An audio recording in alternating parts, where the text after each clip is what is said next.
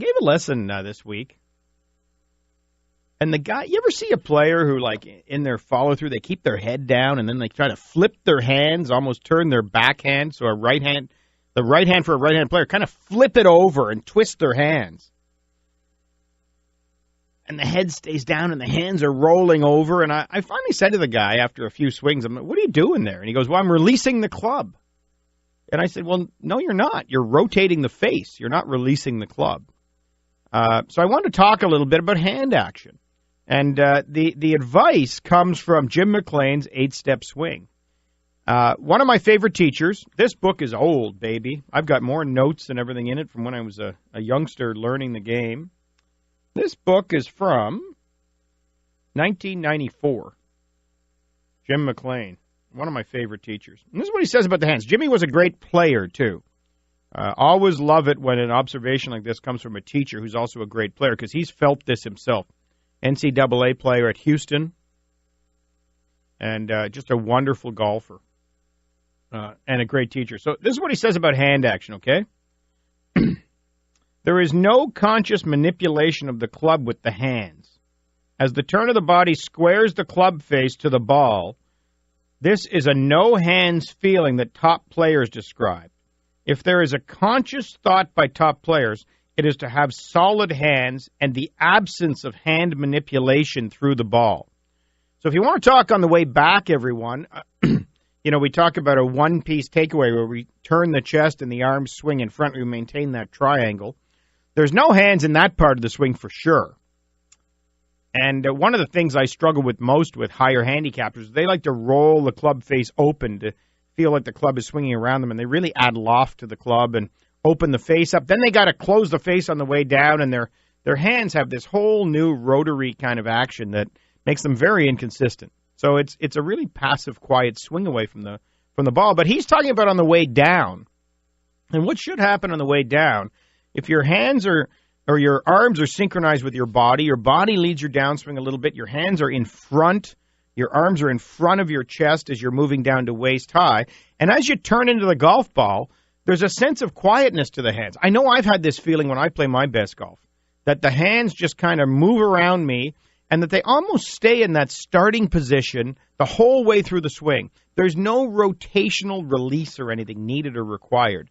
And this is what he says. And I totally agree with this as a player, and this is why I highlighted it way back in 1994, because as a player winning tournaments, I was relating to this thought. And a lot of people around me were talking about releasing the club, and I'm like, what are you talking about? So here's my thought. It's my observation that the greatest players in history, well, I'm not really in that category, but this is his comment, emphasize no hands when speaking about their swings. Does this mean there's no hand action? Of course it doesn't. To be great players, they have had to use their hands, working and releasing perfectly. So what does it mean that they were not aware of their hands? They did not have to think about hand action. Their hands and wrists were trained and had no responsibility in the swing other than to hold on and go along for the ride. The feeling is that the hands maintain the address position throughout the swing. This is the only book I've ever read that comment in, and it's something that just resonates with me. So I think it's a really good point. The hands respond automatically to the exquisite body motion of great golfers.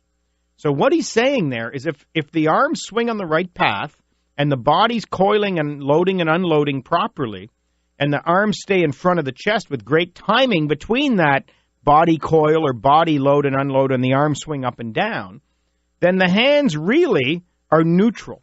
And as the arms swing around the body, right, and through impact and past, there's no reason to rotate and twist and roll your hands. It's an unnecessary motion, right? There's loft on the club, so we certainly don't need to roll them underneath to scoop the ball up in the air. And then if we release and get the toe working down and the face over the club, we're going to hit this big smother hook. You want your hands to stay neutral throughout impact. Now, in reality, centrifugal force of the club head working around you does make the hands kind of turn over, but that should happen naturally with great timing. It shouldn't be a forced thing. If you need to use your hands to square the club, you're out of position coming into the golf ball. If you need to hold your hands off and prevent them from just turning over naturally, then your club face is de-lofted, and again, you're out of position coming into the golf ball. There should be no conscious need to manipulate the golf club to hit a good golf shot. Now, here's one little extra thing I want to add, and it again comes out of Jimmy McLean's 8-Step Swing, which I think everybody should pick up and have a read. It's a really good book. When it comes to specialty shots and purposely curved shots, of course, conscious hand action and variations in grip pressure do come into play. To hit a low slice or high hook, the player will use the hands differently than when he hits a standard shot. Partially through setup, partially through visualization, and partially through a conscious swing thought that includes wrist and hand action. The player will adjust to the special situation. The hands come into these special predicaments and fine-tune the swing action to produce various curving shots. So as you're trying to hit a little hold-off fade or a little bit of a turnover draw around a corner, you do have to be aware of that impact position of your hands and wrists and where they are. And fine-tuning, I really like that comment. It's almost like fine-tuning a radio station, right? They just tweak it a bit. So you still have your normal great swing. You adjust your starting position a bit. You tweak your timing and your release of the club through the ball, and you hit these little curvy shots. We work on this with our better players, our junior coaching kids involved in my high-performance coaching. We work with the different kids on this kind of stuff. But generally speaking, quiet hands, quiet wrists from waist high on the way down through waist high on the way through. Try to keep it neutral. Try to keep it natural. And it's really the job of the body to rotate through impact and square the club face up. All right, there's your lesson of the week for this week. We're going to come back and wrap things up right after this. I'm Kevin Haime. You're listening to Tee It Up on TSN 1200.